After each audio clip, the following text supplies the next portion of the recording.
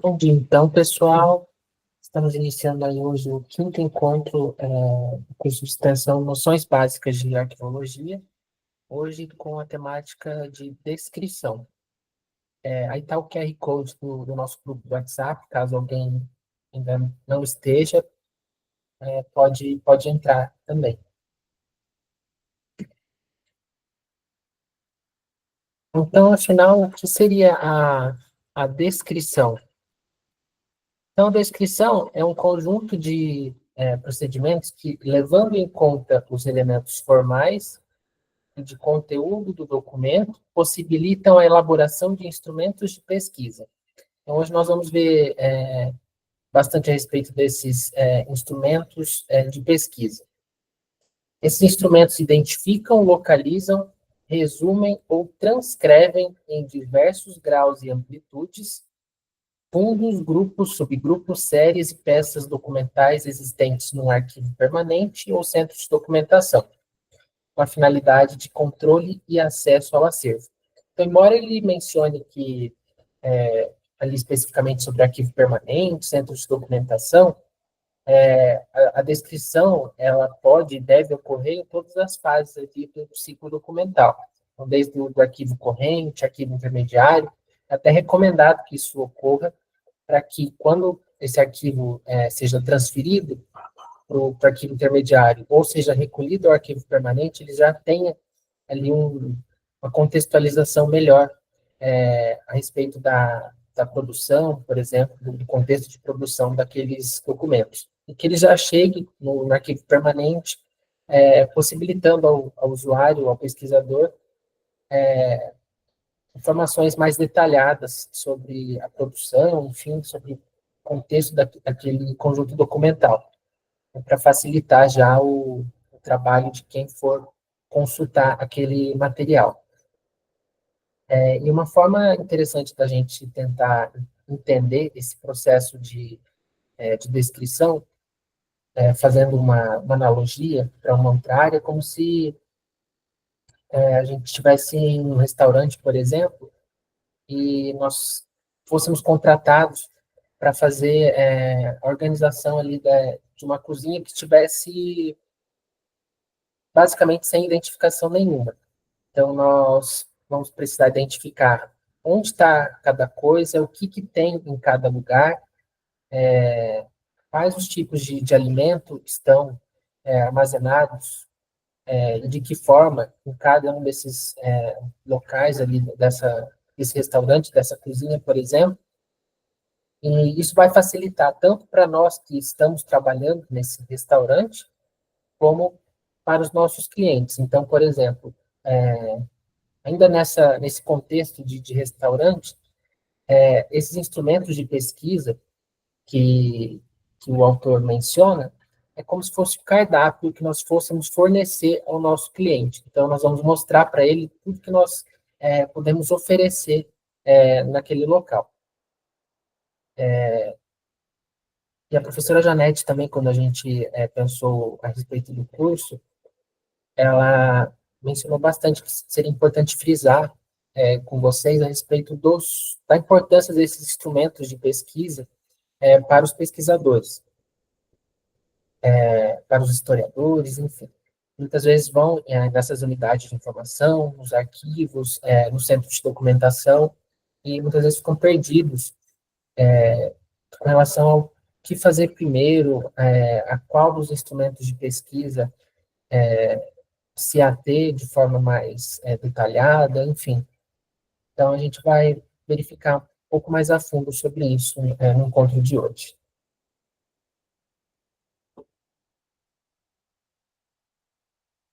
Então, nessa imagem, fica bem claro da gente entender que os instrumentos de pesquisa, eles unem o acervo ao usuário da informação. E aqui, entendendo o usuário da informação, não só como a pessoa, o consulente que for utilizar essa informação, que seja de fora dessa instituição. Então, o usuário da informação pode ser, inclusive, pessoas que trabalham ali naquela instituição também. Outra coisa interessante da gente mencionar é que, embora esteja como instrumento de pesquisa, a gente pense esse instrumento como um material, seja impresso ou digital, como um PDF, um livro, né? Esse instrumento de pesquisa ele pode ser um instrumento, uma plataforma, ou seja, um site, como um instrumento de pesquisa mesmo. Então, não necessariamente ele vai estar elaborado, ou não necessariamente ele vai ser apresentado como um documento. Ele pode estar como uma plataforma, pode estar como um site, pode estar como um sistema, realmente. Deixa eu ver o que mais eu coloquei aqui. Então. E aí, para a gente fazer essa descrição, para a gente elaborar esses instrumentos de pesquisa, qual o documento que vai guiar esse nosso fazer? Então, o que vai guiar esse processo de descrição é a NOBRAD, que é a Norma Brasileira de Descrição Arquivística. Então, a NOBRAD, ela estabelece diretivas para a descrição no Brasil de documentos arquivísticos compatíveis com normas internacionais. Então, a NOBRAD, ela foi feita, ela foi desenvolvida com base na ISAD-G e na ISAR-CPF. Só que ela foi adaptada também um pouco para o nosso contexto, então ela traz alguns campos que não estão originalmente nessas duas normas internacionais. Tá? E essa norma visa facilitar o acesso e o intercâmbio de informações em âmbito nacional e internacional. Então, ela é bem interessante porque quando você vai fazer a consulta em uma instituição arquivística de fora que utiliza a ISAD-G, que tem estrutura realmente muito parecida com a NOBRAD, ainda que esteja em uma outra língua, você consegue mais ou menos saber o que aquele instrumento de pesquisa está tratando, ou qual campo aquele instrumento, de qual campo aquele instrumento está se referindo. Então, só de você bater o olho, você já consegue saber mais ou menos por onde você está andando, por onde você está caminhando. Então, a padronização da descrição, além de proporcionar a maior qualidade ao trabalho técnico, contribui para a economia dos recursos aplicados e para a otimização das informações recuperadas. Então, é muito bom porque a gente não precisa ficar pensando, qual campo seria interessante a gente criar ou a gente descrever para esse documento ou para esse fundo. Não, porque ali ele já traz tudo que deve conter essa descrição. Tudo que tem que ter essa descrição para facilitar o acesso mesmo ao usuário. Ao mesmo tempo que influem no tratamento técnico realizado pelas entidades custodiadoras, as normas habilitam o pesquisador ao uso mais ágil dos instrumentos de pesquisa que estruturam de maneira semelhante a informação. Então, como eu comentei com vocês, independente do país ou independente da instituição em que nós estejamos, é, só de bater o olho a gente já consegue saber mais ou menos em que campo da descrição a gente está. E também, por ser algo que padroniza a descrição, e conforme a gente vai utilizando isso no nosso dia a dia ou nas instituições que a gente está vinculado, a gente vai pegando o hábito, então a gente já consegue fazer essa pesquisa, fazer essa consulta de forma muito mais facilitada.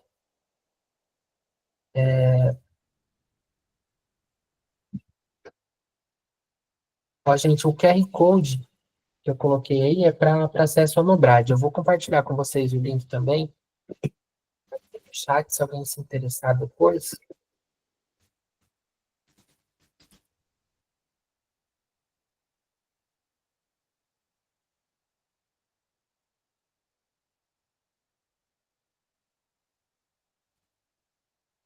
Então, como que a Nobrad está estruturada? ela está estruturada, ela é desenvolvida uma descrição multinível. Então, são vários elementos de descrição disponíveis, são 28 campos de descrição, e 7 deles seriam obrigatórios. E é interessante mencionar para vocês que, embora esteja ali obrigatórios, né, os elementos de descrição, para quem for utilizar. Então, assim, essa norma, a norma brasileira de descrição arquivística, ela não é de uso obrigatório pelas instituições. No entanto, a gente indica que é altamente recomendável que ela seja seguida, justamente porque ela já está estruturada, ela foi pensada para aplicação nas instituições ali de arquivos, instituições de memória, enfim. E, como eu mencionei, a gente não precisa ficar pensando, que campo será que se aplicaria para esse documento? Não, já está tudo estruturado ali. E, embora ela seja uma norma ali de cento e tantas páginas, preciso mencionar para vocês que a maioria dessas 100 páginas são só de exemplos. Então, a explicação em si do que vai em cada campo desse, ela é muito sucinta, ela é muito breve. Então, embora a gente possa se assustar ali com o tamanho dela, garanto a vocês que esses exemplos ajudam a gente pensar em como a gente pode fazer a descrição do nosso próprio acervo. Tá? E embora a gente esteja falando ali de vários níveis, e a gente vai ver todos eles a seguir, cada um desses elementos de descrição, eles são obrigatórios para todos os níveis. Então, vai ser obrigatório para o fundo, para a seção, enfim. E outra informação para mencionar para vocês é que as informações, a gente recomenda que elas não sejam repetidas de um nível para o outro. Então, por exemplo, se eu já trago uma informação de forma mais específica de um item documental, eu não preciso mencionar isso na descrição ali de nível fundo, por exemplo, que essa especificidade só vai interessar a quem for consultar o item documental, efetivamente. Então, o primeiro nível de descrição que nós temos é a entidade custodiadora. Então, a entidade custodiadora é a nossa instituição produtora ou custodiadora mesmo desse acervo. Então, conforme a norma menciona, a entidade responsável pela custódia e acesso a um acervo. Então, desse nível zero, até abrindo um parênteses aqui para vocês, conforme a gente viu ali naqueles slides iniciais, ele menciona que a NOBRAD é desenvolvida com base em normas internacionais. Então, tem até uma norma específica, que é a ISDIA, eu não coloquei aqui para vocês, que ela auxilia a descrição dessa entidade custodiadora. Então, seja ali no histórico dessa entidade, seja para descrever horário de funcionamento, enfim. Então, desse nível zero aqui, seria a entidade custodiadora mesmo. O próximo nível, nível 1, é o nível de fundo e nível de coleção. Então, conforme a gente viu nas aulas anteriores, o fundo é o conjunto de documentos de uma mesma proveniência, é o termo que equivale a arquivo. E ainda nesse nível 1, a coleção é um conjunto de documentos com características comuns reunidos intencionalmente. Então, esse nível 1, ele já é um pouco mais específico em relação à entidade custodiadora, porque a gente pode ter vários acervos armazenados, né, custodiados pela mesma entidade custodiadora, mas ele ainda é um pouco abrangente, se a gente for pensar. Em alguns slides seguintes, nós vamos ver que esse nível 1 ele pode ser ainda subdividido, seria o subfundo, tá? Mas não é muito comum de acontecer. O próximo nível, o nível 2, é nível seção. Então, a seção seria a subdivisão da estrutura hierarquizada de organização que corresponde a uma primeira fração lógica do fundo ou coleção, em geral reunindo documentos produzidos e acumulados por unidades administrativas com competências específicas, também chamada de grupo. Então, a seção, ela é mais comum de acontecer para fundos, por exemplo, de organizações cuja estrutura organizacional seja muito grande. Então, a seção seria, entre aspas, ali, o setor que produziu aquela documentação. No mesmo caso também que a gente aplica para fundo e coleção, a gente pode subdividir esse nível 2, seção, em nível 2,5 ou 2,5, seria a subseção, que é a subdivisão ali dessa seção, desse grupo, enfim. O nível 3 é o nível série, a famosa série documental, é a subdivisão da estrutura hierarquizada de organização de um fundo ou coleção, que corresponde a uma sequência de documentos relativos à mesma função, atividade, tipo documental ou assunto. Então, quando a gente tem a famosa, a chamada série documental, é como se nós tivéssemos reunido todos os documentos produzidos do mesmo tipo documental. Então, nas aulas que nós estávamos vendo anteriormente, que era a respeito do registro de diploma, então é como se a gente tivesse todos os registros de diploma dentro dessa série. Isso, claro, a gente aplicando ali ao fundo.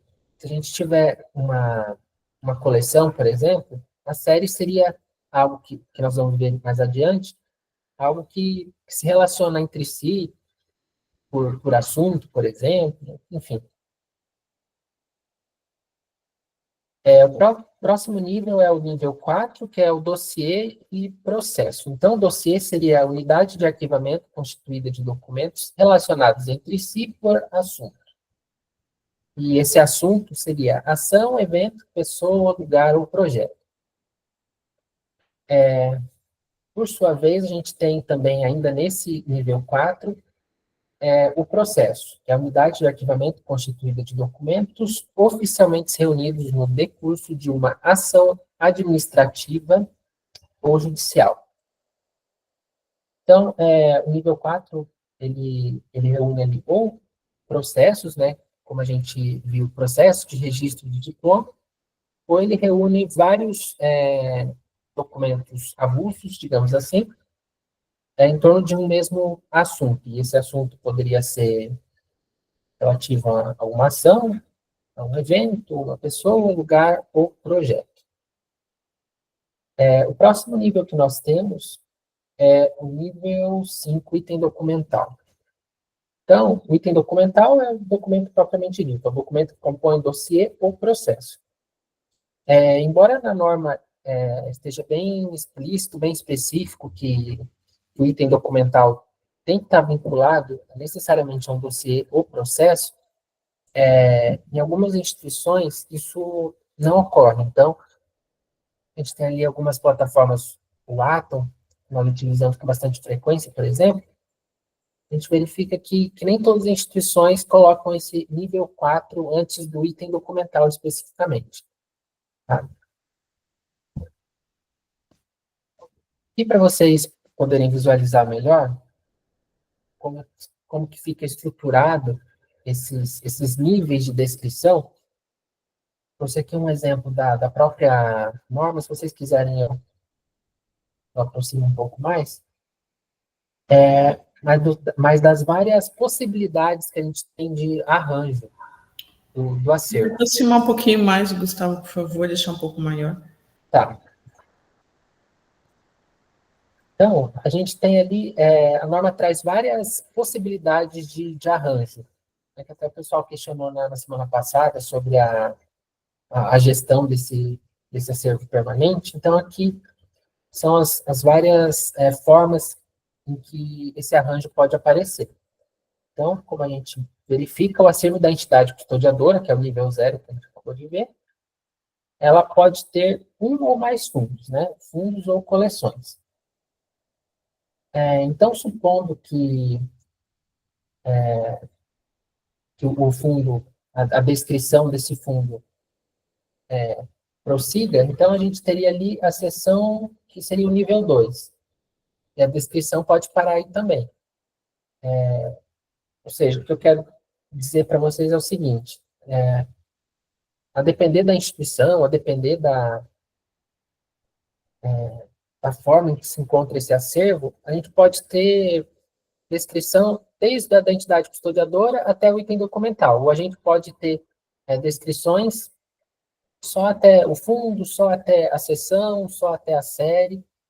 A gente pode ter descrições que tenham a seção, descrições que pulem do fundo direto para a série, descrições que pulem direto do fundo para o dossiê. Então, vejam, são várias possibilidades mesmo de arranjo que a norma nos traz.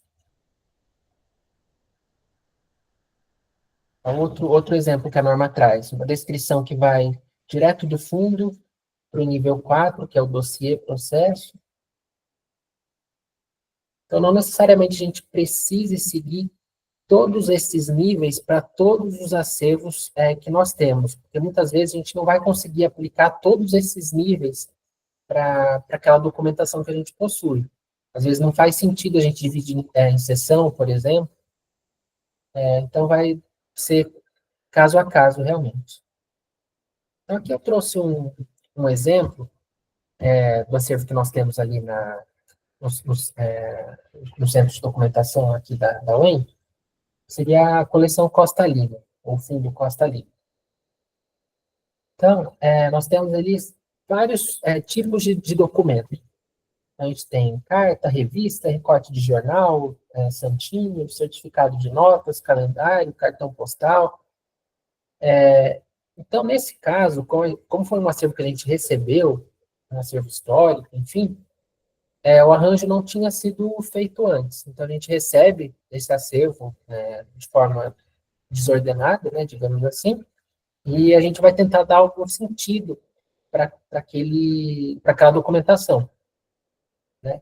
Como a gente estava conversando nos outros encontros, a gente tentar realmente se colocar no lugar do usuário para ver como eu posso organizar esse acervo, como eu posso fazer esse arranjo para possibilitar que o meu usuário desfrute da melhor forma possível dessas informações que contém essa documentação. Então, nesse caso, como a gente recebeu desordenado, a gente vai ter que fazer o arranjo agora que ele já é permanente. Se a gente vem de um acervo corrente, intermediário, que eventualmente a classificação já é feita ali na produção do documento, então a gente consegue seguir o arranjo, a classificação, que é feita desde a produção do documento. Então, são operações parecidas, mas são distintas, porque a classificação já foi feita na produção, e na outra, a classificação, o arranjo é feito quando a gente recebe essa documentação. Então, para que a gente possa fazer aquela descrição multinível que a gente viu, né, naqueles 5 níveis de descrição, a gente precisa fazer o arranjo antes, para que a gente entenda de que forma que nós vamos descrever esse acervo. Tá? Então, pensando nesses tipos de documento que a gente tem dentro desse acervo, nós vamos tentar juntar documentos que são parecidos, e ali, como a gente viu na aula de classificação, a gente vai, a classificação seria agrupar de acordo com as semelhanças e diferenças. Então, o que for igual a gente reúne, o que for diferente a gente separa. E também, pegando um outro gancho na aula de classificação, que é interessante mencionar para vocês, é que, conforme a gente viu também, se a gente conseguir reconstituir aquelas atividades, enfim, do produtor daquele fundo, daquela coleção, melhor. Se não, como muitas vezes a gente recebe um acervo com muita documentação faltante, então a opção é realmente organizar ali por documentos afins, né? Às vezes por gênero documental, iconográfico, textual, e, no último caso, por assunto. Tá? Então, nesse caso, vamos ver como que a gente começou a juntar a documentação que era parecida uma com a outra. Então, a gente identificou ali carta e cartão postal são documentos afins. Então, nós juntamos. Nós identificamos também que revista e recorte de jornal são documentos afins. E identificamos que santinho e calendário são documentos afins. E aqui eu explico para vocês que esse calendário é um calendário de propaganda política.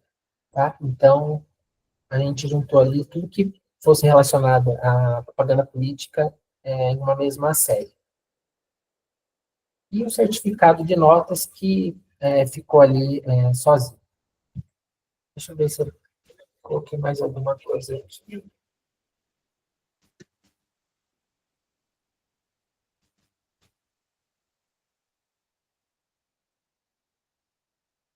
Então, agora que a gente já juntou o que a gente tinha parecido um com o outro, a gente precisa identificar e definir quais seriam essas séries que nós temos, né? Que aqui a gente não usou aquele nível de descrição 2, que é a seção, então a gente foi direto do fundo da coleção para a série. Então, a primeira série que nós identificamos foi a série Correspondências. Então, essa série abrange ali as cartas e os cartões postais. E as cartas seriam uma subsérie, cartões postais seriam outra subsérie. A última série que nós definimos foi ativismo político, com as subséries santinho e subsérie calendário. A próxima série que nós identificamos, que nós definimos como documentos pessoais, e a subsérie certificado de notas. Por fim, a última série que nós identificamos foi a série periódicos, com as subséries revista e recorte de jornal. Aqui eu vou até ver se eu consigo pegar para falar para vocês como que nós estruturamos depois do nível subsérie. Acabei colocando aqui para não ficar muita informação. Só para vocês entenderem como que fica na estrutura. Bom, então, por exemplo, aqui naquela série Correspondências, a subsérie Cartas. Então, que é a subsérie nível 3,5, 3,5. Aqui os números dos níveis de descrição não importam muito, tá? Só estou comentando por curiosidade mesmo. Então, das cartas, a gente já definiu que o item documental já seria o próximo nível. Então, a subsérie cartas, ali dentro dessa subsérie já estão as cartas propriamente ditas. Subsérie cartões postais, mesma coisa, o item documental vai ser o cartão postal. Ali da série ativismo político, nós temos a subsérie propaganda partidária. E ali os itens documentais. Subsérie Santinho e calendário, exatamente. E os itens documentais. Calendário e Santinho. Da série documentos pessoais, nós identificamos a subsérie certificado, subsérie, até coloquei errado aqui, gente, ó, acabei de ver. Essa subsérie aqui, na verdade, seria documentos acadêmicos. E o item documental é o certificado de notas. Depois vou até corrigir. Na série Periódicos, a primeira subsérie seriam as revistas, e aqui, próximo nível de descrição que nós definimos seria o dossiê. Então, eventualmente, nessa coleção, nós teríamos várias revistas de um mesmo título. Então, o dossiê seria o nome da revista, e ali o item documental é a edição da revista.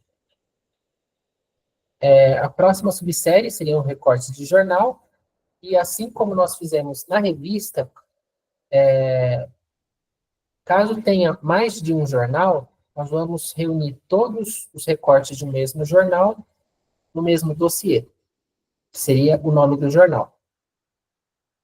E aí o próximo nível de descrição seria item documental, que é o próprio recorte ali.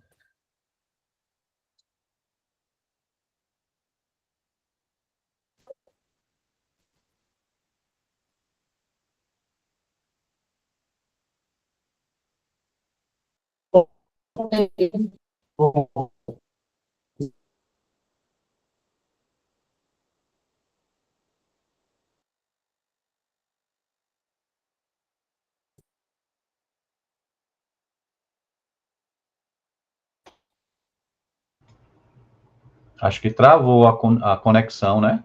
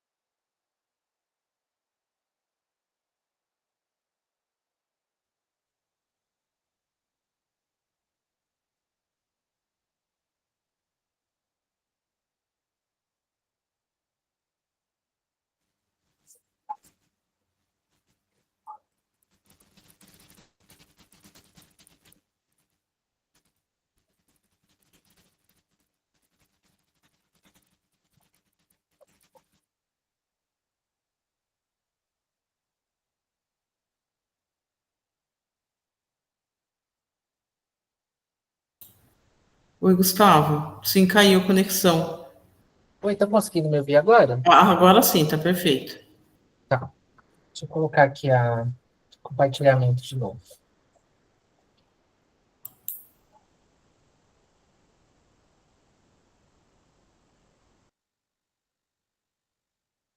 Gente, então, voltando aqui um pouquinho, agora que a gente fez esse arranjo aqui com as séries, subséries, eventualmente os dossiês e os itens documentais, então, agora que a gente tem tudo isso estruturado,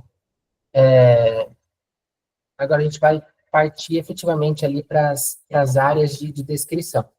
Então, a gente precisa, a gente viu no início da aula, fazer a descrição desde do nível fundo para cada um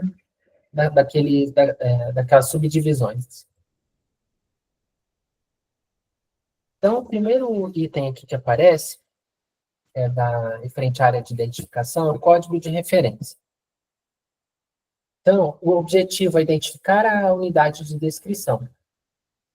Então, aqui é colocado como uma regra que, obrigatoriamente, o código do país deve aparecer, o código da entidade custodiadora e o código específico da unidade de descrição, caso se aplique. Então, eu trouxe alguns exemplos ali para a gente ter uma ideia do que seria esse código de referência.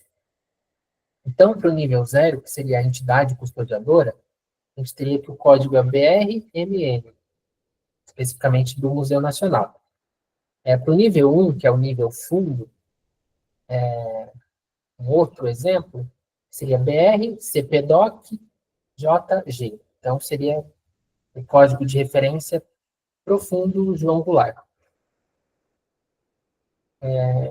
Próximo exemplo, que seria o nível 3,5, 3.5, referente ao fundo Floriano Peixoto, seção Governo Legal, série Correspondência. E tem mais alguma subsérie ali que eu acabei não colocando, eu acho. Enfim, então, esse código é como se fosse um CPF daquele fundo e daquelas unidades de descrição. Então, entendam essas unidades como algo organizado mesmo daquele acervo. Ainda que aquele acervo não esteja organizado dessa forma fisicamente, na parte lógica, é como se ele tivesse estruturado daquela forma. Então, desse jeito que ele vai aparecer para o usuário, entenda o usuário não só como uma pessoa externa à instituição, mas pessoas que trabalham ali dentro também.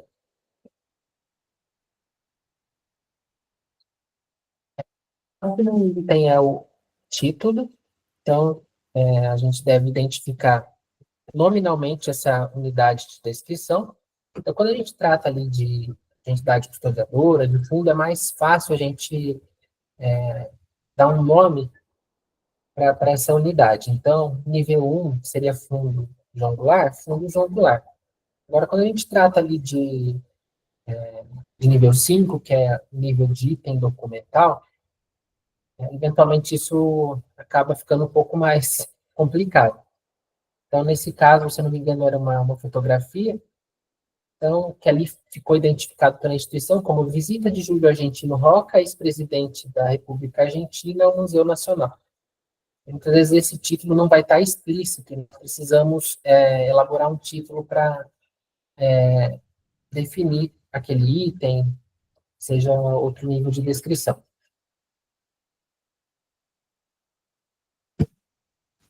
O próximo item é a data. Então, são várias datas da unidade de descrição.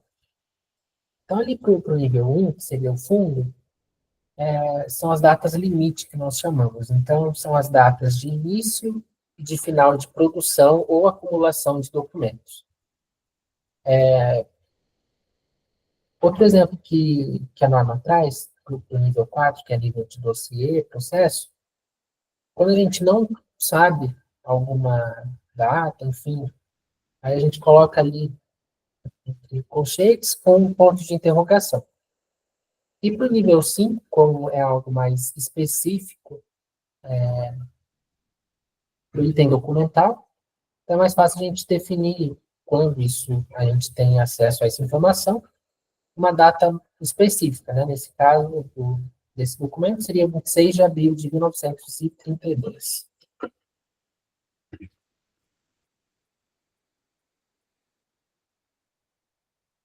O item é o nível de descrição. Então, informar o nível da unidade de descrição em relação às demais. Então, aqui é como a gente verificou naqueles slides anteriormente. Então, nível 1 é fundo coleção, nível 2,5, 2,5, subseção, nível 3,5 é subsérie.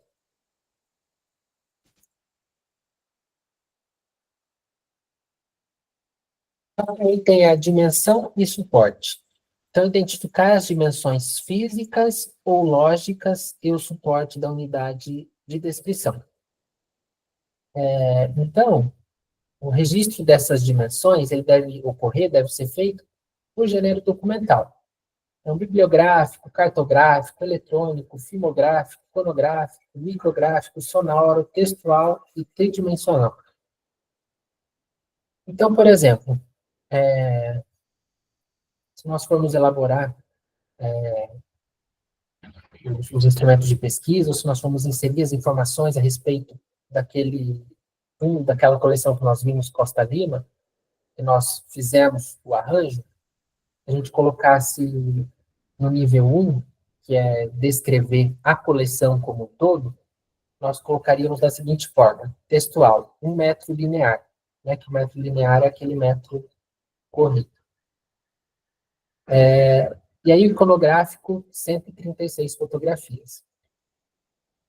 A gente parte ali para o nível 3,5, subsérie, uma subsérie em específico, né, porque a gente pode ter várias subséries, estaria descrito da seguinte forma: 0,42 metro linear. E aí a gente pode especificar, nesse caso, documento textual, e são 72 dossiês.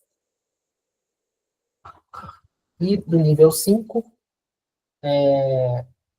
especificamente do item documental, né, daquele documento em específico, fotografia, uma fotografia em preto e branco.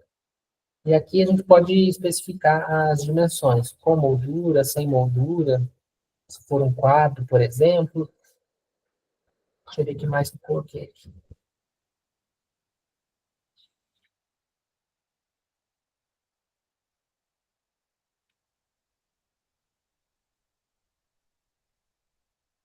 É assim, gente, para documentos textuais, a gente só vai fazer basicamente o metro linear mesmo. Se a gente tiver outros gêneros documentais naquele fundo, naquela coleção, a gente vai especificar quantas unidades nós temos. Aí não vai ser em metro linear. Então, por exemplo, se for um documento do gênero bibliográfico, se for um livro, uma monografia, nós vamos especificar quantos livros ou quantas monografias a gente tem. Se a gente tiver documentos cartográficos, né, atlas, mapa, planta, vamos especificar quantos de cada um desses tipos de documento nós temos. Se a gente tiver documentos do gênero filmográfico, que são as fitas VHS, fita Betamax, enfim, nós vamos especificar quantas fitas dessas nós temos. A gente tem também gênero iconográfico, como a gente viu ali no exemplo que a própria norma traz, caricatura, cartaz, cartão postal, desenho, fotografia, gênero micrográfico, que são os gêneros de rolo de super 8 milímetros, rolo de 16 milímetros, rolo de 35 milímetros, os próprios... se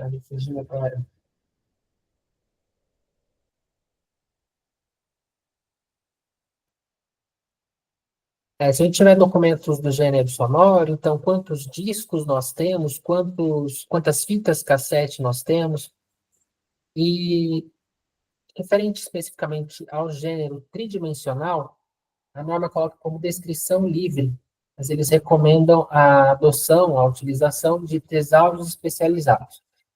Nós vamos voltar a comentar sobre o tesauro, ainda nessa aula, um dos itens subsequentes ali. Então, daqui a pouquinho a gente verifica isso de forma um pouco mais detalhada.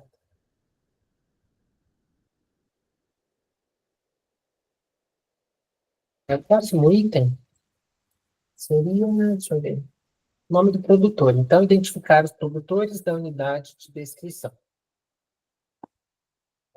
Então, para nível 1 ali de exemplo, o produtor seria o próprio João Goulart. E ali a data, né, de nascimento, de falecimento.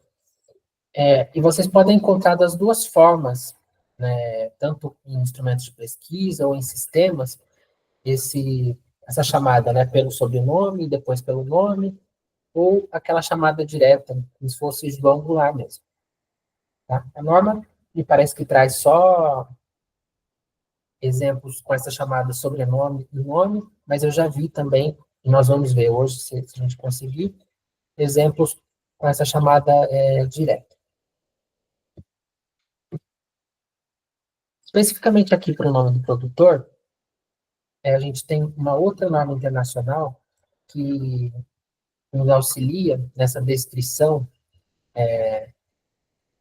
de entidades coletivas, de pessoas, de famílias, que é a ISAR-CPF.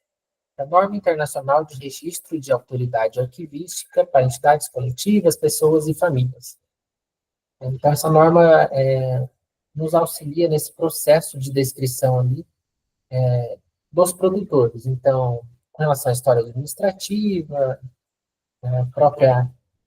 as próprias datas limite de produção ou acumulação dos documentos. Então, é como se a SAR-CPF estivesse dentro dessa NOBRAD. Tá? Ponto interessante de mencionar com vocês é a respeito dos níveis de descrição 2 e 3 para esse item aqui. Por quê? Caso esses níveis sejam utilizados por vocês em instituições que geram documentos, né? Então, por exemplo, de instituições, vou falar do meu exemplo na UEM, na universidade, a gente pode ter não só a universidade como produtor daquele documento. Então, pensando no nível 2, que é aquele nível sessão, como se fosse o órgão, né, o setor ou a área que deu origem àquele documento, então a gente teria o nome do produtor, o nome do setor. No nível 3, que é o nível série, a gente pode ter algo mais específico ainda. Então, não necessariamente a gente vai ter um único produtor para aquele documento. Então, se a gente estiver falando de um nível mais amplo, que é de fundo coleção, vai ser, geralmente, uma pessoa ou uma instituição. Agora, se a gente estiver falando de níveis subsequentes mais específicos, a gente pode ter outras pessoas, outras entidades, outras famílias participando. Outro ponto que a norma chama a atenção é a respeito das alterações de nome, principalmente ali para entidades, né, para instituições, ao longo do tempo. Então, sempre que possível, registrar essas alterações ali na história administrativa, que é um outro campo também que tem na descrição. Indicando, inclusive, as datas em que foram utilizados esses nomes. Então, a gente tem muitos casos aí de sucessão de empresas e tal. Então, de quando até quando foi utilizado tal nome? De quando até quando foi utilizado o outro nome? Isso também facilita para o pesquisador, caso ele vá com um nome em específico, pensando naquele fundo, naquela coleção, sendo que ele pode ter outros nomes associados aí. Então, desses itens que a gente viu até agora, todos eles são obrigatórios pela norma, caso vocês queiram e possam utilizar a NOBRAD. Tá?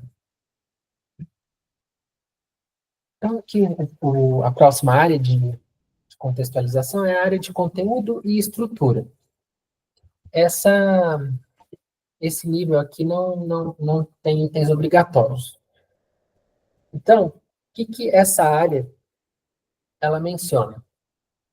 Fornecer aos usuários informações relevantes ou complementares ao título da unidade de descrição. Regra, informe de acordo com o nível, o âmbito, contexto histórico e geográfico e o conteúdo, tipologia documental, assunto e estrutura da informação da unidade de descrição. Então, aqui, caso vocês forem fazer a descrição do acervo, se a gente fosse fazer a descrição daquele fundo, coleção Costa Lima, que nós vimos o arranjo, então eu deveria fornecer, por exemplo, contexto histórico e geográfico em que aqueles documentos foram criados ou que eles foram acumulados, poderia especificar, de forma a depender do nível de descrição que eu esteja fazendo, a respeito do conteúdo. Então, que tipos de documento eu vou encontrar nesse acervo? Que assuntos eu vou encontrar nessa documentação? Então, é aqui, nessa área de conteúdo e estrutura, que eu vou mencionar a respeito disso. O próximo item de descrição, na área de condições de acesso e uso, ele também é obrigatório nos níveis 0 e 1. Então, para nível 0, que é a entidade custodiadora, e nível 1, que é nível fundo. E por que que ele é obrigatório? Vamos ver. Fornecer informações a respeito das condições de acesso à unidade de descrição e existindo restrições em que estatuto legal ou outros regulamentos se baseiam.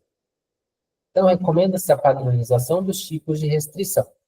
Então, aqui, ele traz como obrigatório, nos níveis de entidade custodiadora, por exemplo, se eu fizer a descrição da minha entidade custodiadora, eu vou precisar mencionar nesse campo os horários de funcionamento, os dias de funcionamento, eventualmente endereços em que essa documentação vai estar custodiada. Então, é obrigatório por causa disso. O usuário precisa saber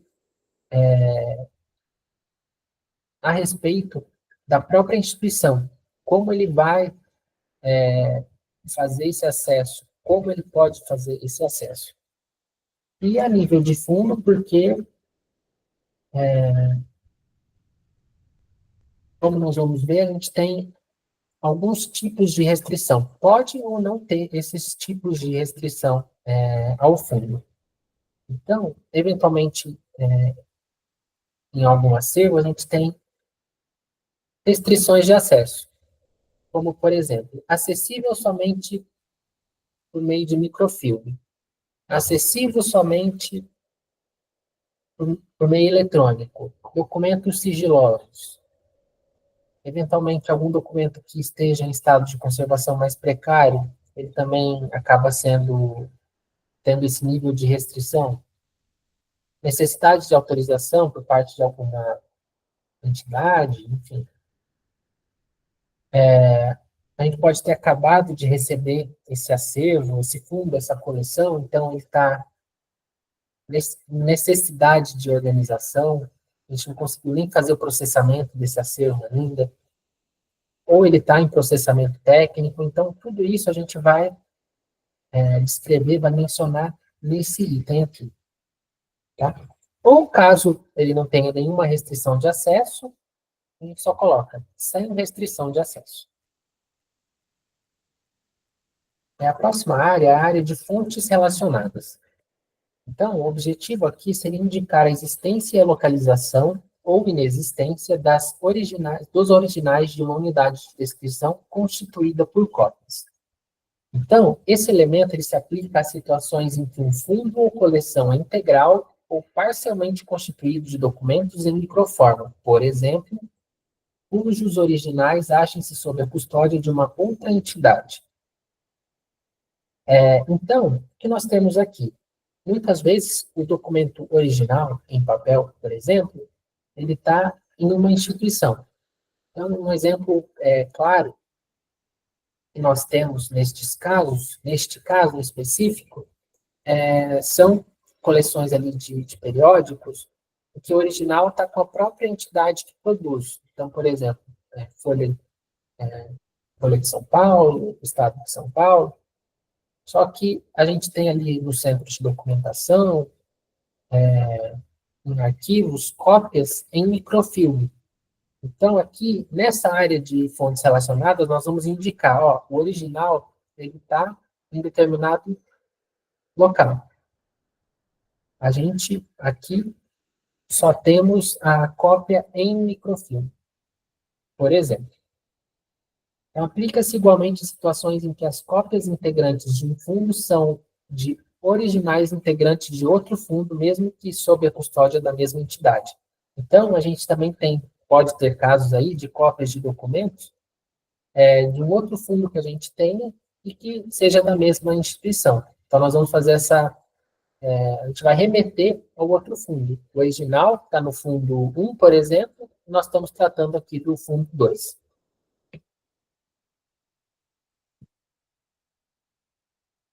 Então, a próxima área seria a área de notas. O objetivo seria fornecer informações sobre o estado de conservação da unidade de descrição, visando orientar ações preventivas ou reparadoras. É interessante até que vocês já fiquem com alguns desses itens, dessas nomenclaturas em mente, que nós vamos ver na semana que vem. de ações preventivas ou reparadoras. A informação aqui registrada pode ficar restrita à entidade custodiadora, servindo como dado importante para a constituição de cronogramas de trabalho na área de conservação e como registro de principais procedimentos técnicos a que tenha sido submetida. Por se tratar de informação que muda ao longo do tempo, deve ser balizada cronologicamente. Então, o que ele comenta é que não necessariamente essas informações precisam estar disponíveis ao usuário externo. Aqui seria algo mais de controle interno mesmo da instituição, a respeito das condições de preservação e conservação daquele acervo. E até para que a instituição tenha uma base do que está sendo feito ou do que já foi feito dentro daquele acervo ou dentro dos seus acervos.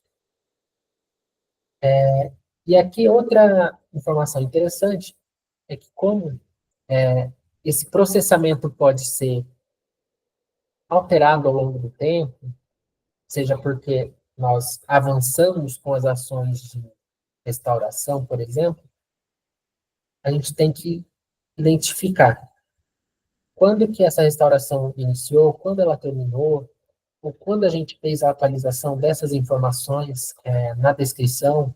A gente pode identificar também nessa área de notas o estado de conservação em que essas obras chegaram até nós, no momento em que fizemos o recebimento na nossa instituição.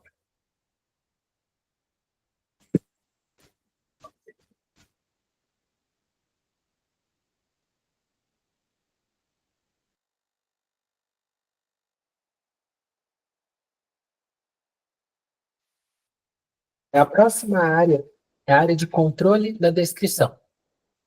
Então, fornecer informação sobre a elaboração da descrição. Aqui nós vamos registrar as fontes consultadas para a elaboração da descrição, bem como o nome das pessoas envolvidas no trabalho.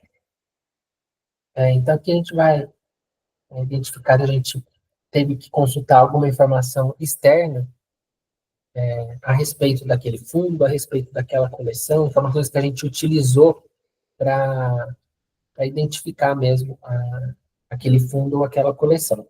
Nós também vamos descrever o nome das pessoas envolvidas no trabalho. Eventualmente, a gente tem alguma coisa que foi feita, e depois nós precisamos entender melhor por que foi feito daquela forma, e aí a gente sabe quem fez, a gente consegue ir atrás da pessoa.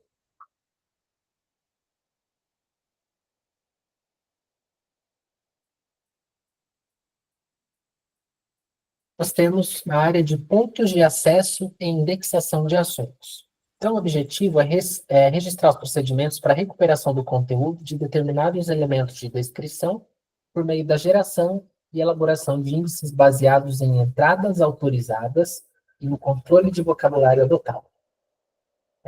Então, vocês devem se lembrar nas nossas primeiras aulas, nos nossos primeiros encontros, nós mencionamos a respeito da classificação de documentos, né?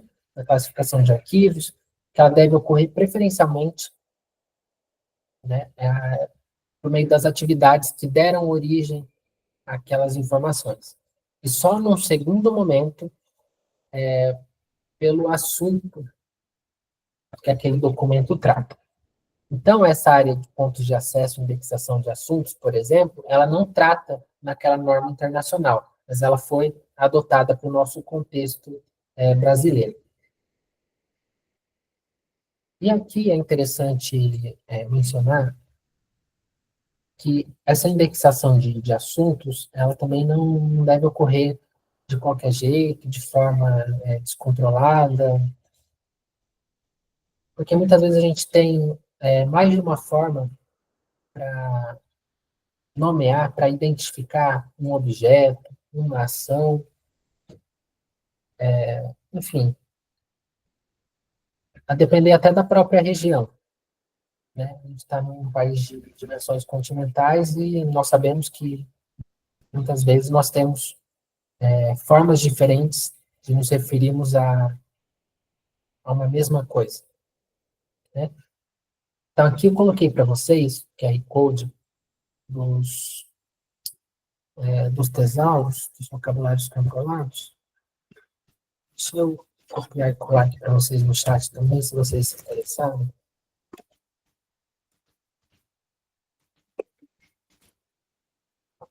São dois links, tá? Se vocês quiserem ver com calma, se quiserem explorar, eu vou tentar abrir também para a gente dar uma olhada juntos.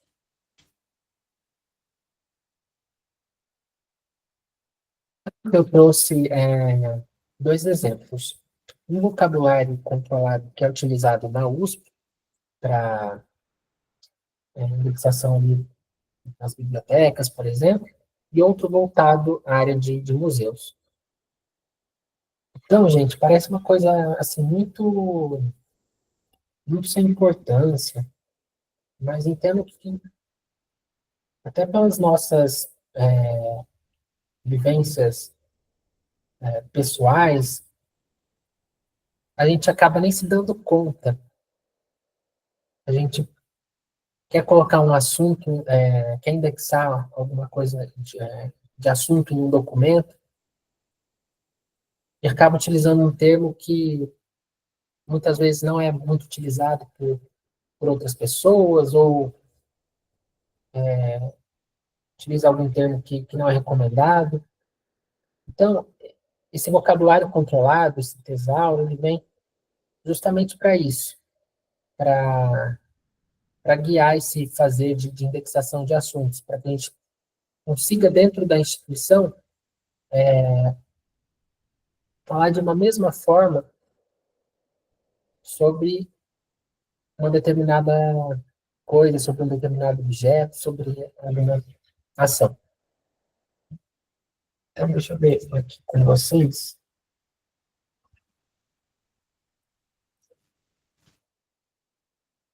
É o vocabulário controlado da USP. Então, ele traz os assuntos, gêneros, formas, locais geográficos, históricos, profissões e ocupações. Então, aqui ele é dividido por ciências agrárias, biociências, ciências da saúde. E a depender das instituições às quais nós estamos vinculados, nós conseguimos utilizar tranquilamente esse vocabulário controlado. Então, por exemplo, no nosso fazer arquivístico no Centro de Documentação Histórica da UEM, nós estamos trabalhando com jornais, com periódicos. Então, nós identificamos os assuntos a partir daqui, justamente para a gente ter uma padronização dos termos que são utilizados. Então, para evitar, se hoje amanhã for uma outra pessoa, para que os termos continuem sendo utilizados da mesma forma. Tá? Outro exemplo que eu trago para vocês é o tesouro de objetos do patrimônio cultural nos museus brasileiros. É basicamente também a mesma coisa, a mesma, só que aqui voltado para a museologia.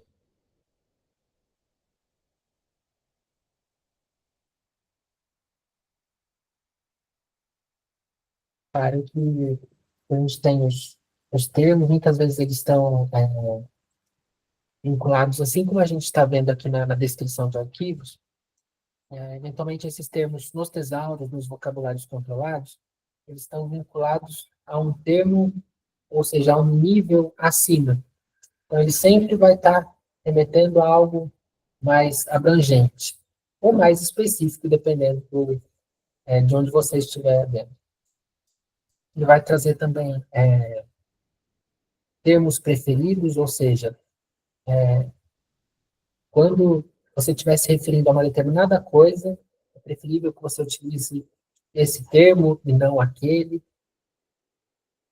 Deixa eu até ver se eu consigo abrir o Atom.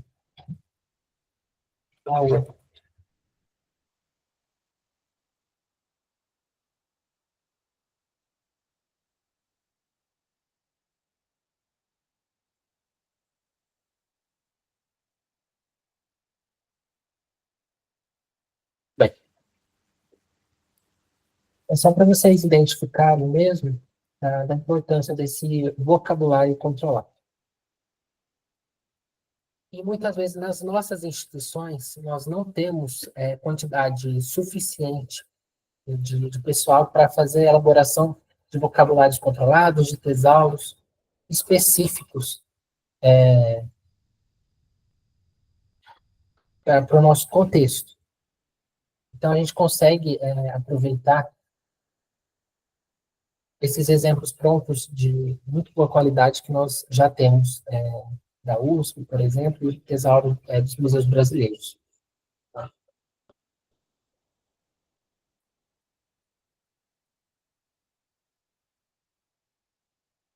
Então, a partir dessa descrição multinível que nós temos, a gente consegue fazer a elaboração, finalmente, dos nossos instrumentos de pesquisa ou das nossas plataformas. Né? Nós vamos ver ali os exemplos mais comuns dos instrumentos que nós temos ali, vinculados às nossas instituições de memória, por exemplo.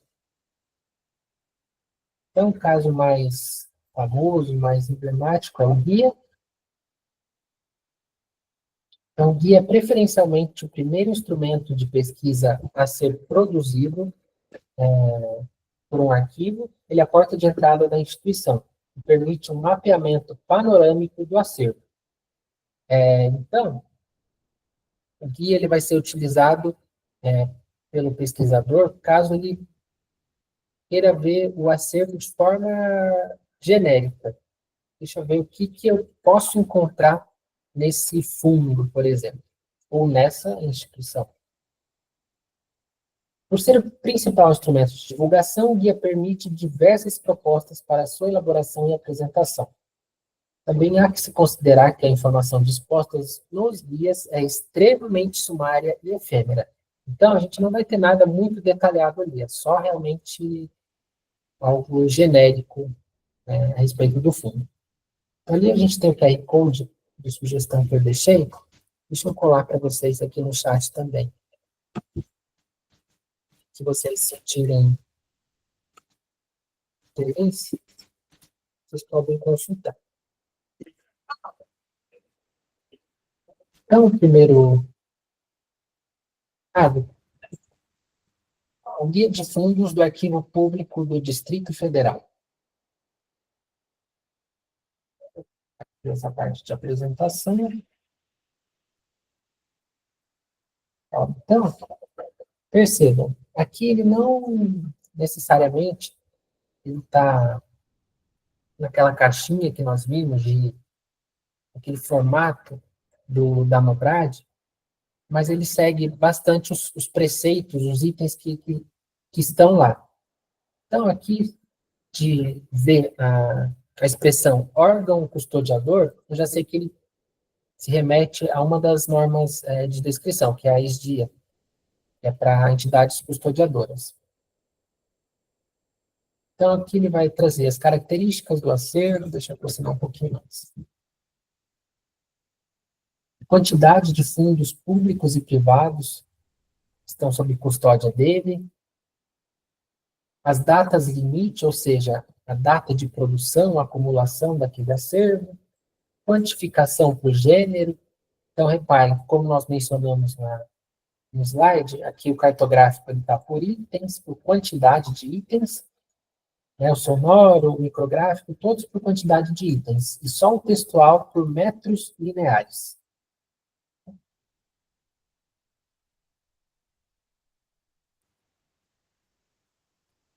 Aqui sim ele vai trazer um pouco mais estruturado de acordo com aquela forma que nós vimos da Mobrad.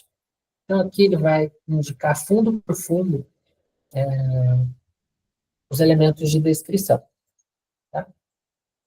Então aqui o código de referência, o título, as datas, nível de descrição, que aqui como se trata de um guia, ele só vai trazer como fundo mesmo, algo mais genérico relacionado aos gêneros presentes naquele fundo, enfim. Uma coisa que eu esqueci de mencionar com vocês é que esse código de referência ele pode ser solicitado pelas instituições de vocês de forma oficial. É o tal do CODEARC. Vou colocar aqui no chat para vocês depois.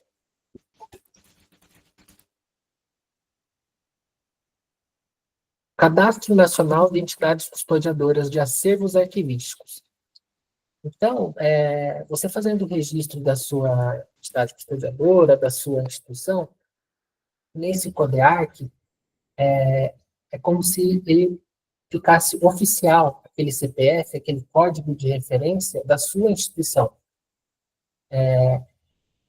E também ele já vai aparecer ali no site do CONARC, então ele acaba sendo uma forma de divulgação também desse acervo e dessa instituição a qual você está vinculado. E aí, aquele início do código de referência, né, que é esse aqui, praticamente vai ser sempre o mesmo. Então, por exemplo, BR, de Brasil, o Estado e a sigla ali da instituição. E depois vem o código de referência do fundo, que no caso é esse aqui, e os outros níveis de descrição, caso se aplique ao instrumento que a gente estiver vendo. Outro exemplo, deixa eu ver se eu coloquei para vocês. Não. Outro exemplo que eu trago, que já é um pouquinho diferente, mas não deixa de ser um guia também, é o Guia de Fundos e Coleções, Imagens e Movimentos do Arquivo Nacional. Vou copiar o link para vocês. Chat. Caso alguém queira entrar pelo QR Code também, é esse aqui.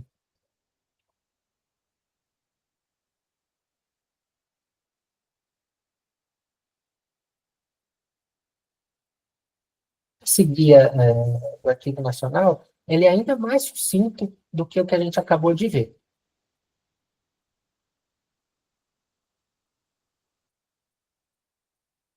Ele só vai indicar mesmo os fundos que estão sob custódia do Arquivo Nacional. Então, aqui ele vai trazer o título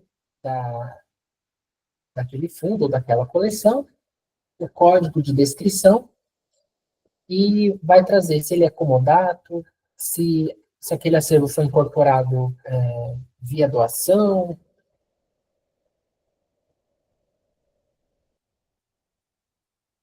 Então, ele é bem sucinto realmente.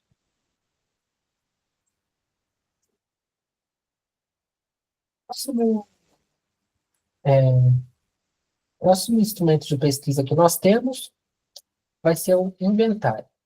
Então, o inventário busca oferecer um quadro sumário de um ou mais fundos ou coleções, sendo o objetivo descrever as atividades de cada titular, as séries integrantes, o volume de documentos, as datas limite e os critérios de classificação e de ordenação, ou seja, o próprio arranjo mesmo, né?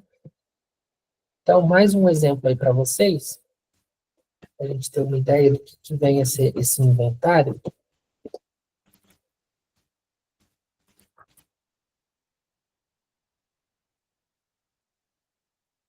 Para quem quiser acessar.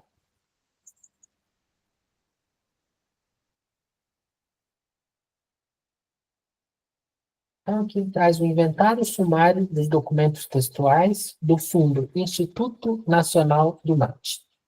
Vamos ver de que forma que ele está estruturado.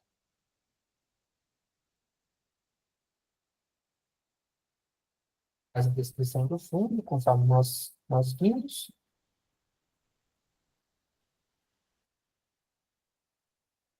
É diferente.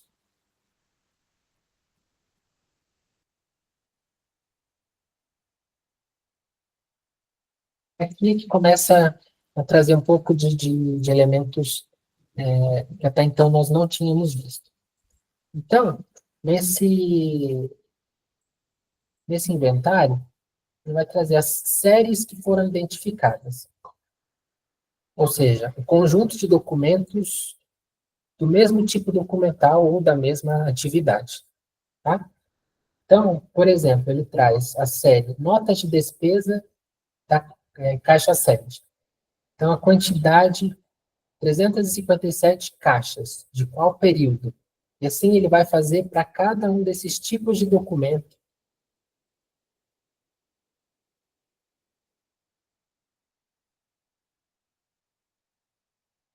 Vai descrever as séries que compõem aquele acervo. Então, ele já é um pouco mais específico em relação ao guia que nós vimos anteriormente.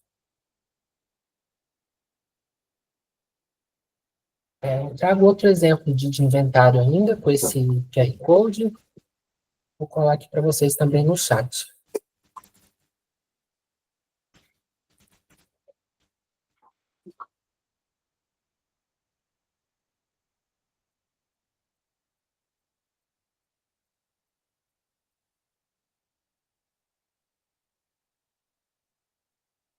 Então, aqui ele vai trazer um inventário analítico dos documentos textuais do Fundo Fazenda Nacional de Santa Cruz. O que a gente encontra de diferente em relação ao outro.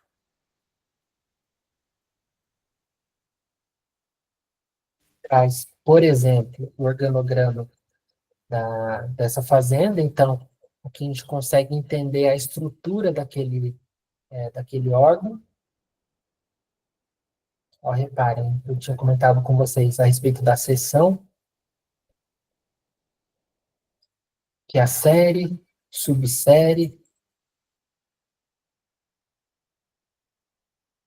Então, eventualmente, nesses instrumentos de pesquisa, nós podemos encontrar, caso isso não esteja vinculado a uma plataforma, a gente consegue encontrar o desenho desse arranjo, desse organograma.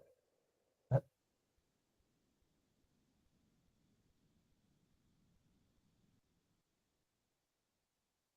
Então, aqui, sendo um inventário analítico, ele vai trazer de forma ainda mais específica em relação ao inventário que nós vimos anteriormente.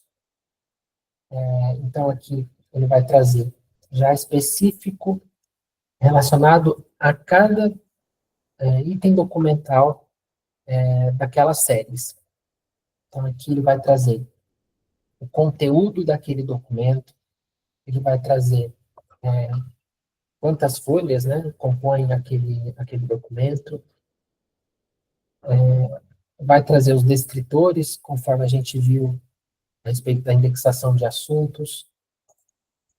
Então, se você precisar, em alguma instituição que não tenha uma plataforma, e você precisar consultar de forma bem específica os documentos que aquele acervo contém, você vai encontrar nesse inventário analítico. Tá?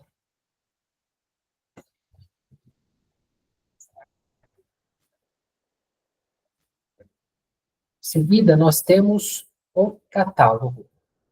Então, o catálogo vai dar continuidade à descrição da série iniciada com o inventário, detendo-se agora em cada documento, respeitando ou não a ordenação destes dentro da série.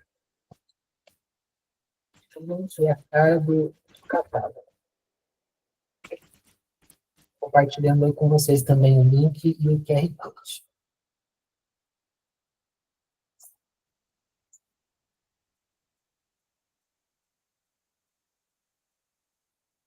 O que nós vamos ver é o catálogo de filmes do Fundo Instituto de Pesquisas e Estudos Sociais.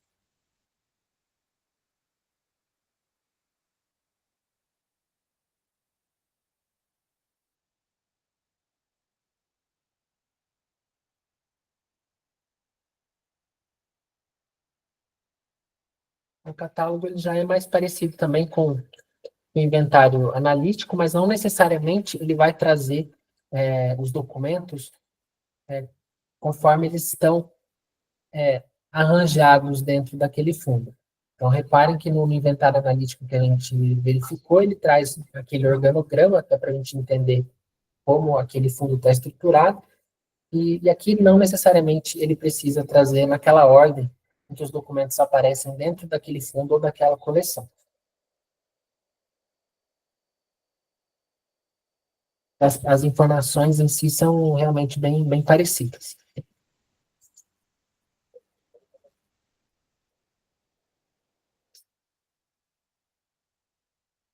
Por fim, nós temos o índice. O índice é um instrumento de pesquisa autônomo, procura decompor os documentos em descritores que podem ser temáticos, cronológicos, onomásticos, geográficos, etc. Então, vamos ver de que se trata esse índice. Compartilhando aí com vocês também. O QR Code para quem quiser ver o código.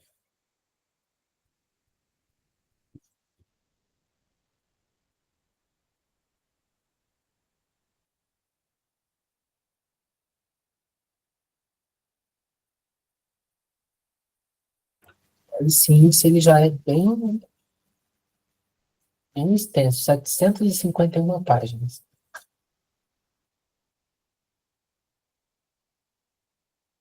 Então, embora ele traga aqui que seja do inventário analítico, mas ele é o índice mesmo.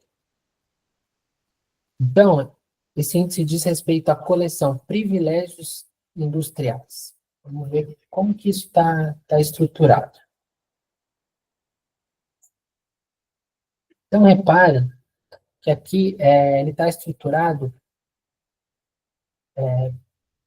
pode aparecer estruturado de diversas formas. Aqui, inicialmente, ele traz a respeito dos autores requerentes e cessionários. Então, aqui eu consigo ver, dentro desse índice, quais autores, quais pessoas, por exemplo, eu posso encontrar dentro desse fundo ou dessa coleção.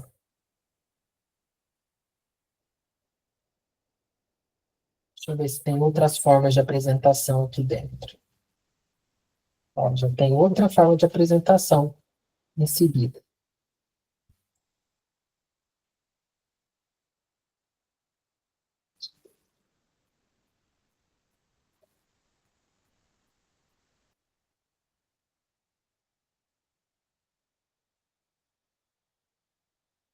Então, em seguida, ele traz o índice de assunto. Então, quais assuntos eu posso encontrar dentro desse acervo, dessa coleção, desse fundo? Então, ele traz os assuntos.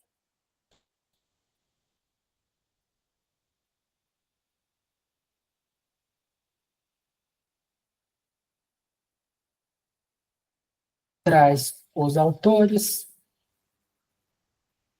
Vamos ver se tem outro tipo de descrição. Tem mais tipos. Então, reparem que são várias formas de apresentação de informações para o pesquisador.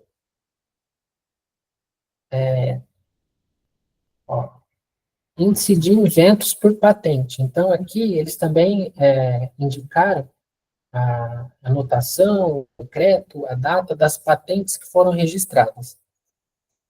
E entendam o seguinte, se a gente tiver que, se a gente puder fazer isso em uma plataforma, no Atom, que nós vamos ver a seguir, isso fica muito mais fácil, porque o pesquisador ou até o próprio,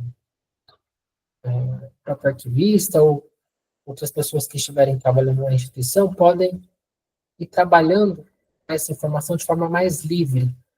Então, eu posso ir fazendo determinados filtros ali dentro daquela plataforma, e aí eu não preciso ficar me desdobrando, fazendo esses instrumentos que muitas vezes são bem extensos, só que muitas vezes a gente não tem condições de realmente fazer a instalação ou a manutenção dessas plataformas. Então, acaba sendo uma alternativa de, de apresentação dessas informações.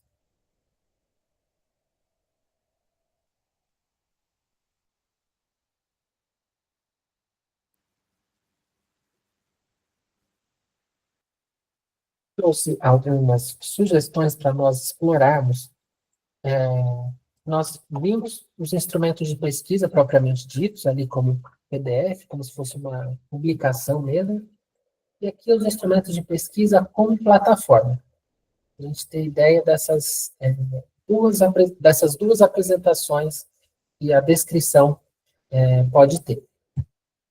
Deixa eu compartilhar o link das plataformas com vocês aqui no chat. Durante o final de semana, eu tentei acessar os links do Arquivo Nacional, eles estavam fora do ar. Vou ver se eles já retornaram. Ó, retornou. Pelo menos aqui no notebook ele está funcionando.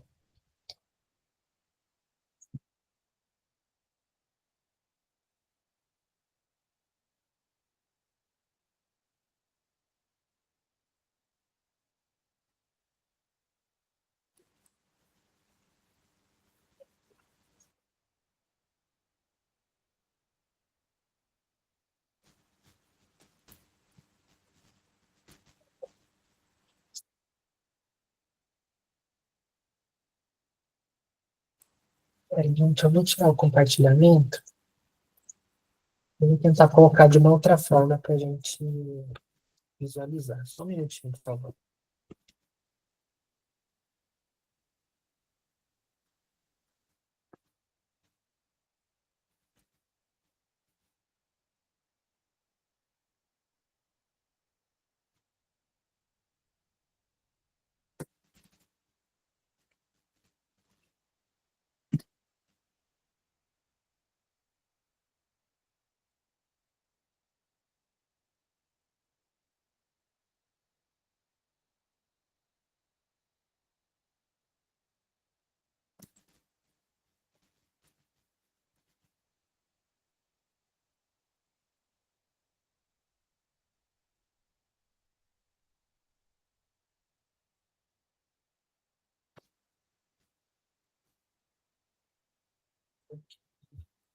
Bom, gente, então, a primeira plataforma que eu quero compartilhar com vocês é do CIDIS, Centro de Documentação Histórica aqui da UEM.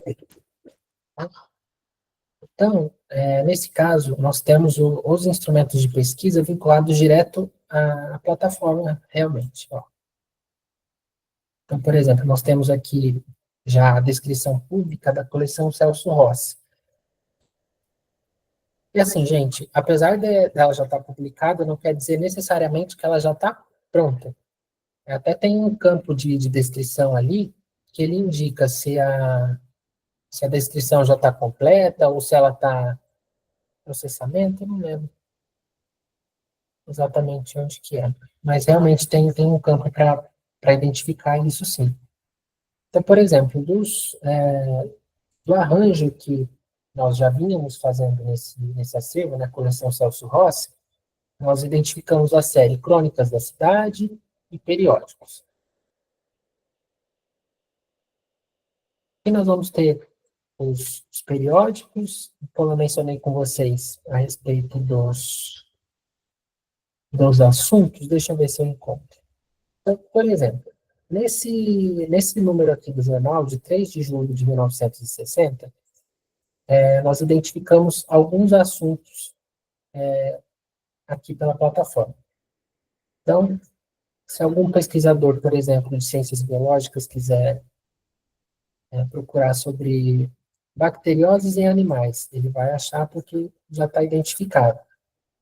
Se algum pesquisador quiser saber a respeito da indústria fonográfica, né, mercado de discos mais especificamente, sobre gênero de propaganda, propaganda política, são todos os assuntos que estão identificados aqui. E é interessante essa identificação por assuntos, porque muitas vezes no documento ele vai estar de uma forma não explícita. Então, por exemplo, no jornal ele vai estar a propaganda em si, ele não vai estar identificado como gênero de propaganda ou propaganda política. Então, eu consigo fornecer ao meu usuário a possibilidade, facilitar o acesso dele, para que ele saiba que naquele documento ele vai encontrar aquele tipo de informação. Então, mesmo que eu tenha o OCR, que é a imagem pesquisável, nesse documento digitalizado, eventualmente o documento pode ser muito antigo, no caso dos jornais que tem uma estrutura, às vezes dificulta a pesquisa. Então, essa indexação por assuntos facilita ao usuário. Dessa forma, como eu comentei com vocês, a gente consegue, fazendo as buscas, consegue interagindo de acordo com o material que a gente já tem disponível. Então, aqui no Atom, por exemplo, nós já identificamos, nós já registramos 95 assuntos, todos baseados naquele vocabulário controlado que eu passei para vocês. Então, por exemplo, nós temos ali o assunto indexado, acidente de trânsito, em dois números diferentes. Deixa eu ver se eu encontro outros exemplos para vocês.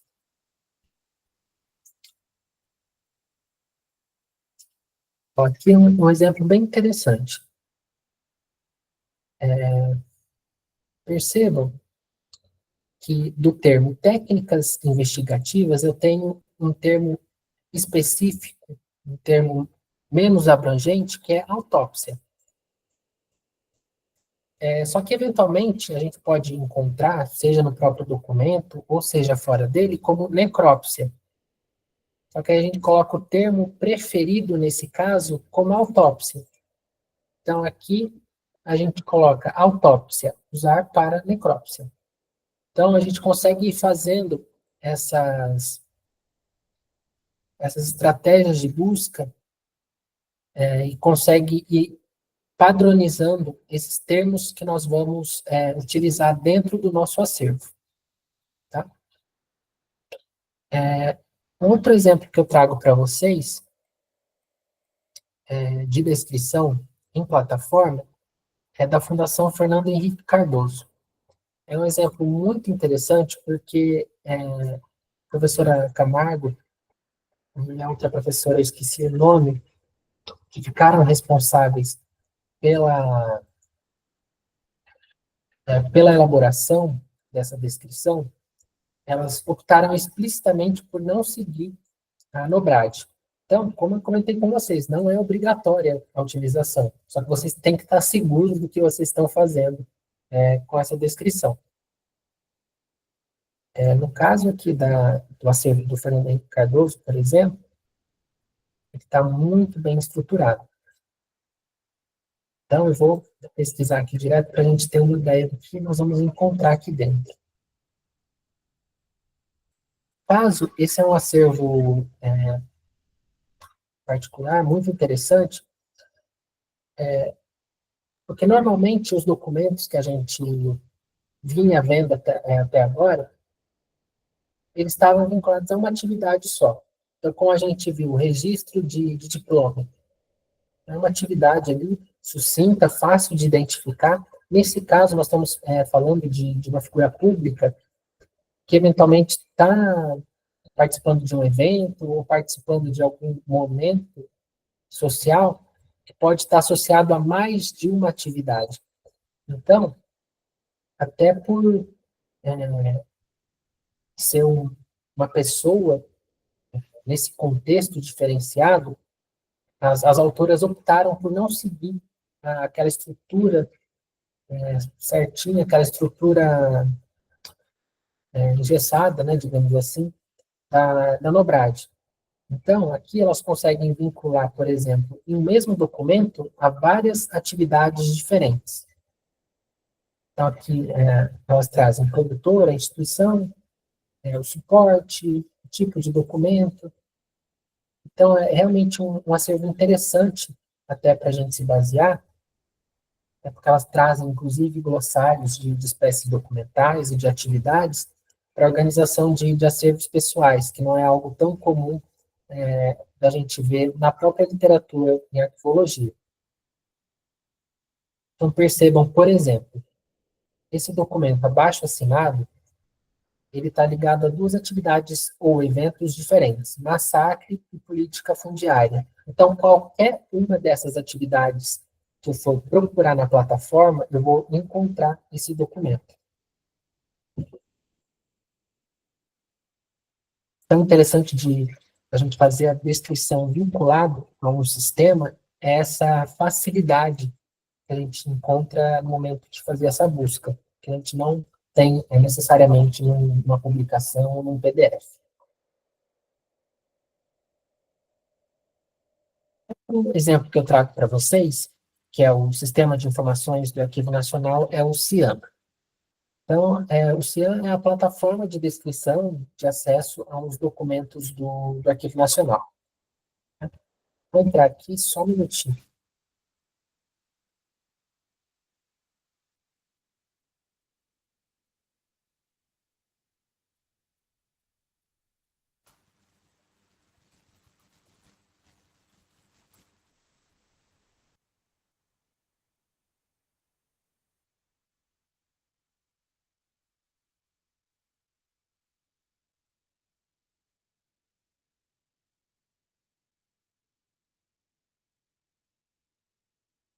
Pode.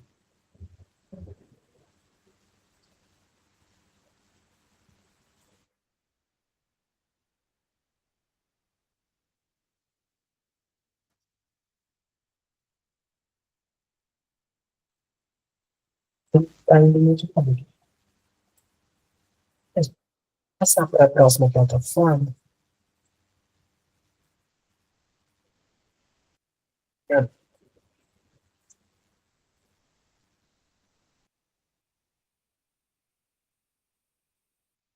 Uma plataforma que também é do Arquivo Nacional é o MAPA.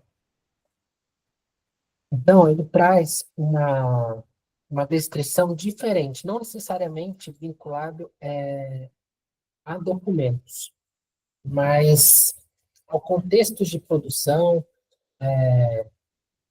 as instituições que produziram determinados documentos. Então, para quem tem interesse ou vai fazer pesquisa na história administrativa, história do Brasil, é bem interessante porque traz já algumas publicações sobre documentos mais antigos. A gente vinha falando há pouco sobre os instrumentos de pesquisa. Aqui ele traz, por exemplo, o Guia da Administração Brasileira, referente ao Império e Governo Provisório. Então, a gente consegue ter uma ideia a respeito da estrutura organizacional que deu origem aos documentos dessa época. Então, para quem vai fazer pesquisa nessa temática, é realmente muito interessante. E também, no próprio Cian, que a gente não conseguiu entrar, ele tem um campo, mapa. Lá você consegue visualizar as diferentes mudanças de estrutura organizacional que um determinado órgão teve. Então, na aula de classificação, se eu não me engano, eu trouxe para vocês as mudanças que o Arquivo Nacional passou. Não sei se vocês estão lembrados, que acho que foram 11 mudanças nesses quase 200 anos. Então, lá ele trazia que uma hora estava vinculado ao Ministério da Justiça, a outra hora estava vinculado a outro órgão, e essas informações são do mapa também, que elas estão no Cian. Então, ali você consegue visualizar por onde cada órgão da administração brasileira passou e ainda passa. Por fim, eu trago aqui para vocês o Diretório Brasil de Arquivos. Essa plataforma de descrição também ela é diferente, ela não é voltada a documentos. Então, aqui ela se atém àquele nível zero que nós vimos de entidade custodiadora. Então, vocês se lembram que não necessariamente a gente precisa descrever do nível 0 ao nível 1, 2, 3, 4, 5. Aqui ela se atém só ao nível 0. Então, ela apresenta as entidades custodiadoras de arquivos no Brasil.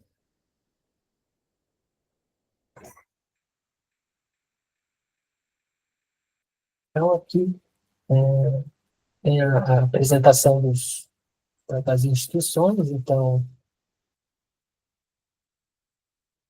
ela traz, conforme eu mencionei para vocês, endereço, telefones, meios de contato,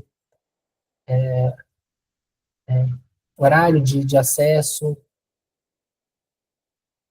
horário de funcionamento, ó, a restrição de acesso aos documentos em fase de organização. Então, vejam como a norma está vinculada e ela pode ajudar, e daí a importância em poder seguir essas normas nesses campos de descrição. Então, muitas vezes elas podem parecer normas imensas, mas é porque elas trazem bastante exemplos realmente. Tá? Então, essa plataforma em específico é interessante para quem quer pesquisar alguma instituição custodiadora de acervos pelo Brasil. Caso ela tenha sido registrada no CODEAC, que eu mandei o link para vocês, ela provavelmente vai estar aqui. Tá? Pessoal, acho que era isso por hoje. Infelizmente, a gente acabou terminando um pouquinho mais cedo, por conta do que a gente não conseguiu acessar o CIAN realmente. Lá dentro a gente teria uma estrutura mais parecida com o Atom, de níveis de descrição e tal. Se vocês puderem, se tiverem interesse em se cadastrar, entrar para explorar depois, eu recomendo que vocês façam isso. Tem realmente documentos muito interessantes. Gente, deixa eu compartilhar com vocês agora o, o link e o QR Code da avaliação de hoje. Tá?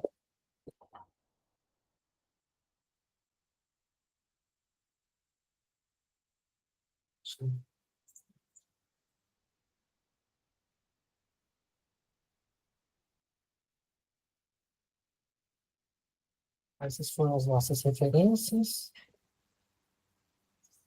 E esse é o QR Code para avaliação de hoje. Então, da semana passada eu acabei errando a data no cabeçalho, mas era uma avaliação diferente, tá?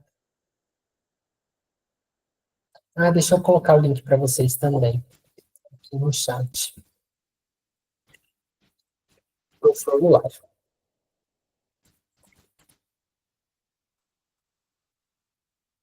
Certinho, pessoal, alguma dúvida, algum comentário?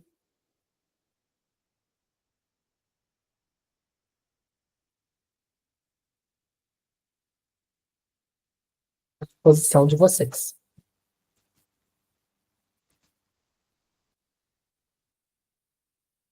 Obrigado, pessoal.